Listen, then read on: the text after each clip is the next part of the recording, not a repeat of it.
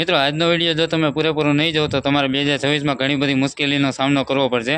હા મિત્રો, 2026 આવવાની ગણતરીના દિવસો બાકી રહ્યા છે, ત્યારે સરકાર તેના ઘણા બધા નિયમોમાં ફેરફાર કરવા જઈ રહ્યું છે। તેમાંથી એક નિયમ એવો પણ આવવાનો છે 2026માં કે તમે પાન કાર્ડને આધાર કાર્ડ સાથે લિંક કરાવેલું નહીં હોય તો તમારે ઘણી બધી સમસ્યા થઈ શકે છે।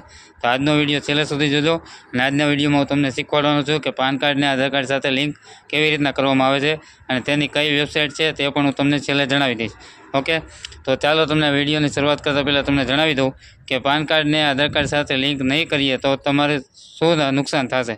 ઘણા બધા મિત્રોના આવા સવાલ છે કે પાન કાર્ડને આપણે આધાર કાર્ડ સાથે લિંક ન કરાવીએ તો તેનાથી તમને શું ફેર પડે, બરાબર।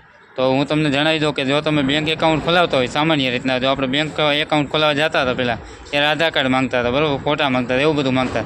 પણ હવેથી જો તમે પાન કાર્ડ આધાર કાર્ડ સાથે લિંક કરાવેલું નહીં હોય તો તમે બેંકનું એકાઉન્ટ પણ નહીં ખોલાવી શકો, તેમજ બેંકના એકાઉન્ટમાં તમે પૈસા પણ નહીં જમા કરાવી શકો।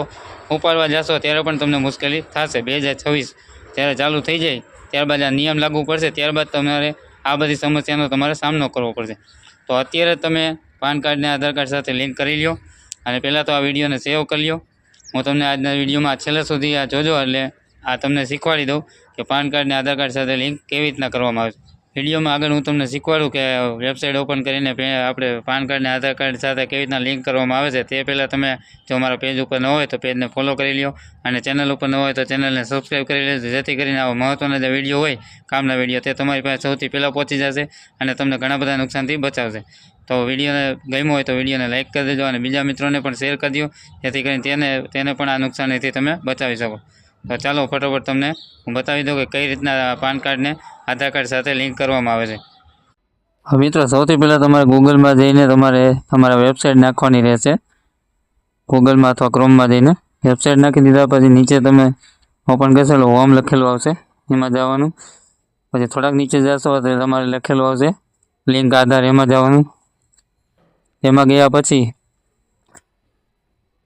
આવી રીતના ઓપન થશે પેજ, એમાં તમારે અંદર નીચે જશો ને એટલે તમારે આવી રીતના પાન કાર્ડને આધાર કાર્ડ નંબર 2 તમારે એડ કરી દેવાનો રહેશે। તો અત્યારે હું મારો પાન કાર્ડ આધાર નંબર નાખું છું।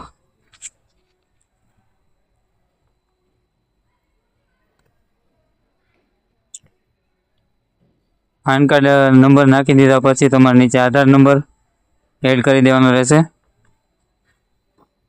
ત્યારબાદ વેલિડ ઉપર ક્લિક કરીને આવી રીતના તમને બતાવી દેશે।